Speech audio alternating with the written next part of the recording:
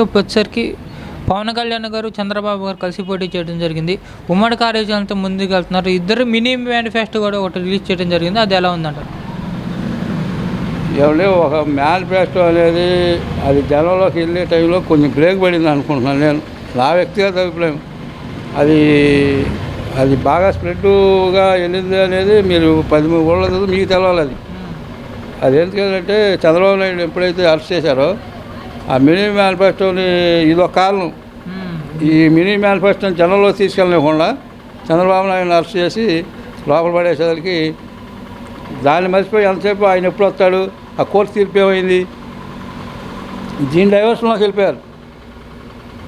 ఈ ఉచిత బస్సులు అది నా పాటు ఏదో ఒకసారి అన్నవాడికి అది ఎప్పుడు మైండ్లోనే ఉంటుంది. అది అందరిలోకి వెళ్ళే ప్రచారం చేసే ఎక్కిచ్చే టైంలో ఈయన జైల్లోకి వెళ్ళిపోయాడు. జైల్లోకి వెళ్ళిపోయేదానికి జనం దృష్టి ఏంటంటే ఇవాళ కోర్టు వాయిదా ఎప్పుడు బెయిల్ వచ్చిందా రాదా, దీనిలోకి వెళ్ళిపోయారు. అదేవిధంగా చూసుకుంటే సార్, కాకపోతే ఇవాళ వీళ్ళు ఈ ఉచిత ఇదే 6 భవిష్యత్ గ్యారంటీ అనేది చూసారు. ఇప్పుడు జనంలో తీసుకెళ్ళాలి. అదే పెద్ద ఇదేం కాదు. చంద్రబాబు నాయుడు గారు 4 టూర్లు వేసి చెప్తే జనంలోకి వెళ్ళిపోతుంది. అది ఎక్కువ టైం ఏం పట్టదు. స్టార్ట్ చేశారు చంద్రబాబు గారు, స్టార్ట్ చేస్తున్నారు. రేపటి నుంచి పంట ఆల్రెడీ స్టార్ట్ చేశారు, తిరగటం జరుగుతుంది. అదే సార్, చంద్రబాబు గారు ఆల్రెడీ పాదయాత్ర చేయడం జరుగుతుంది. అదే బయటికి ప్రజల్లోకి రావడం జరుగుతుంది. పంట మన తుఫాను వల్ల నష్టపోయినటువంటి రైతుల దగ్గరికి వెళ్ళి పలకరించడం జరిగింది. చేలోకి వెళ్ళి రైతు వీళ్ళగా ఏం చేశాడు, ఆయన స్టేజ్ మీద వెళ్ళి ఉల్లిపాయలకి బంగాళదుంపకి తేడా తెలవకుండా మాట్లాడేదానికి జనంలో బాగా ఒక ఈయనకి అసలు బంగాళదుంప అంటే కూడా తెలవదా అనేది జనంలో బాగా వెళ్ళింది. అదేవిధంగా చూసుకుంటే ఇప్పుడు వచ్చేసరికి ప్రధానంగా కార్పొరేషన్లు ఉండేవి సార్. చంద్రబాబు గారి హయాంలో కానివచ్చు, జగన్ గారి హయాంలో కావచ్చు, కార్పొరేషన్ అండి, బీసీ, ఎస్సీ, ఎస్టీ, మైనార్టీ, కాపు, ఈ కార్పొరేషన్ల పరిస్థితి ఎలా ఉందంటారు? ఏం లేదండి, కులాల వారీగా ఎడగొట్టి ఆ ప్రశాంత్ కిషోర్ అనేవాడు వచ్చి ఎడగొట్టి మొన్న 2019లో ఓట్లు వేసుకున్నాడు. ఆ ప్రకారం ఈయన ఏంటంటే ఊరిన కార్పొరేషన్కి ఒక కులానికి ఒక కిరీటం పెట్టి కుర్చీలు కూడా లేకుండా చేసి అవన్నీ షోయింగ్గా ఇచ్చాడు. కానీ అదేం జనానికి ఎక్కట్లా. ఎందుకంటే మా కమ్మ కార్పొరేషన్ అనేవాడు, అసలు రెడ్డి కార్పొరేషన్, గౌడ కార్పొరేషన్ అని, వైశాఖ కార్పొరేషన్ అని, ఇట్లా రకరకాల ఈ పలికారులు అవి పెట్టి ఏదో షోయింగ్ చేద్దామని చూశాడు. కానీ ఆ కార్పొరేషన్లో వాళ్ళ శూన్యం. అక్కడ కుర్చీ పల్ల కూడా ఉండవు. దానికి ఒక నిధులు లేవు. దానికి అసలు అది జనంలోకి వెళ్ళలేదండి. కార్పొరేషన్ వల్ల ఏమీ ఉపయోగం లేదు. చంద్రబాబు టైంలో కార్పొరేషన్ పెడితే దాని ద్వారా నిధులు కాపు కార్పొరేషన్ పెట్టాడు, దానికి నిధులు కేటాయించడం. అట్లాగే వైసీ కార్పొరేషన్ పెట్టాడు, దానికి నిధులు కేటాయించడం. ఆ చైర్మన్, ఆ వాదా, దాని మీద పనులు జరిగినాయి. విదేశీ విద్య ఇవన్నీ జరిగినాయి ఆయన టైంలో. ఈ టైంలో అసలు అటువంటి ఏముండదు.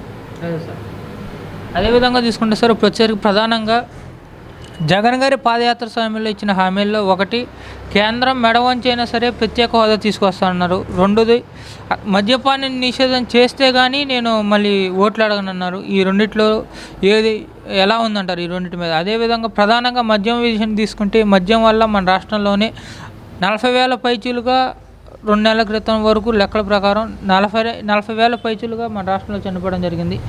అదేవిధంగా చూసుకుంటే ఏడాదికి వచ్చేసరికి 30 నుంచి 40,000 కోట్లు ఓన్లీ మద్యం వల్లే తాడేపల్లి ప్యాలెస్కి వెళ్తుంది అంటున్నారు. దాని మీద ఈ జనం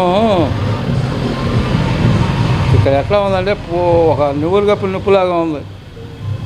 ప్రతివాడికి ఏం జరుగుతుంది, ఇంత కొండలెత్తి ఇసుక పుట్టలు పెట్టినా, మద్యం లోపల దొంగ ఇది వచ్చిన జనం బయటపట్టాల. చంద్రబాబు నాయుడు టైంలోనో లేదా కిరణ్ కుమార్ రెడ్డి టైంలోనో అయితే ఏమయ్యేవాళ్ళు అంటే ఓపెన్గా మాట్లాడేవాళ్ళు. ఈయన వచ్చినాక ఈ పోలీసులు ఈ కేసులు ఇవి వచ్చినాక దడిసి వ్యక్తిగత అభిప్రాయాన్ని ఎవరు బయట పెడతారు. అసలు ఇది తప్పని తెలిసినా మనకెందుకులే, ఇవాళ నా పెన్షన్ వస్తాయిందండి, నాకు 62 ఏళ్ళు, ఏదైనా వ్యక్తిగతంగా వస్తే వాలంటీర్లు తీసేస్తాడేమో, అట్లాగే మా నాన్నకు వస్తుంది, నేను మాట్లాడితే తీసేస్తాడేమో. ఎవరు నివులుగప్పుడు నొప్పులా ఉండాలి. అవన్నీ తప్పులని తెలిసినా బయటపట్టాల జనం.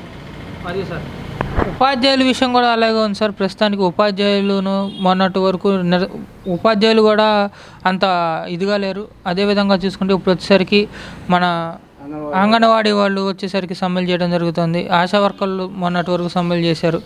అసలు ఉపాధ్యాయులకు వచ్చేసరికి సిపిఎస్ రద్దు చేస్తున్నారు. సిపిఎస్ విధానాన్ని రద్దు చేయకుండా జీపీఎస్ విధానాన్ని తీసుకొచ్చారు. దాని మీద మీరేమంటారు? వీళ్ళు ఉద్యోగస్తుల్లో కూడా తప్పు ఉందండి నా అభిప్రాయంలో. అది సాధ్యంగానే హామీ ఇస్తాడనేది అలా తెలుసు.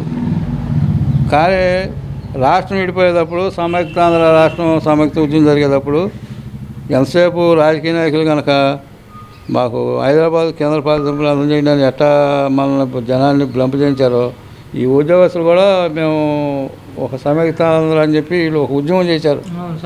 వాళ్ళ స్వార్థం కోసం నేను అనుకుంటున్నాను నా వ్యక్తిగత అభిప్రాయం. ఉద్యమం చేసి అవసరమైతే మేము చెట్టు కింద పనిచేస్తాము అది ఇది అని చెప్పి బాగా స్లోగన్స్ ఇచ్చారు. సరే 2014 ఎలక్షన్లు అయినా చంద్రబాబు ముఖ్యమంత్రి అయిపోయినా చీలిపోయిన రాష్ట్రం, మనం దీన్ని బాగు చేసుకోవాలి, మీరు కొద్దిగా కష్టపడండి, నేను కష్టపడతానని చెప్పి ఈయన కొంచెం ఓవర్గా పని చెప్పిన మాట వాస్తవం. మనం 24 గంటలు దొబ్బుతున్నాడు అనే ఒక దుబ్బడే పెట్టుకుని జగన్ అనే మనిషి మీద ఇన్ఫ్లుయెన్స్ పెంచుకుని వాళ్ళు కనపడితే సార్ ఈ బోధపదాలలాగా అయ్యెత్తాను ఇయ్యెత్తాను అంటే వీళ్ళు చదువుకున్న జ్ఞానం లేక ఉపాధ్యాయులు మరి ఎట్టా వీళ్ళు చంద్రబాబు నాయుడు ఏదో బట్టను తంబేయమన్నాడని చెప్పి ఆ దుబ్బడే పెట్టుకుని జగన్ గెలిపించారు. ఎయిటింగ్ కాదు 10 మందిని జడగొట్టారు, వాళ్ళు చేయాల్సిన పనులను చేశారు. ఇప్పుడు ఆ తంబేయటమే కాదు బాత్రూంలు క్లీన్ చేయటం ఇవన్నీ చేస్తే కానీ ఇప్పుడు చంద్రబాబు విలువ తెలవాల. నిన్న ఒక ఆయన అనంతపురంలో ఆత్మహత్య చేసుకుంటా చంద్రబాబుని అన్యాయంగా ఓడించాం మేము, ఆయన చాలా మంచివాడు, మేమే అనవసరంగా ఈయన తీసుకొచ్చి నెత్తి మీద పెట్టుకున్నాము అని ఒక లెటర్ రాశాడు కదా.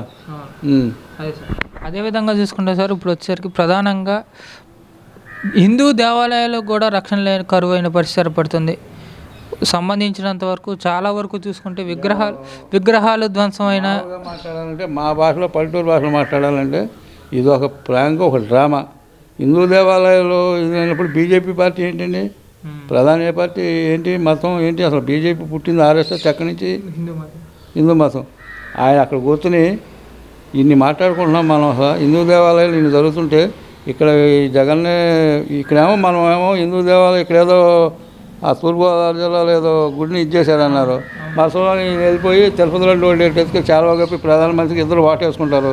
జనంలో అసలు దీని మీద అసలు ఇది చేసి తప్పు ఒప్పుకోవచ్చు అవయవ పరిస్థితులు పడిపోయారు.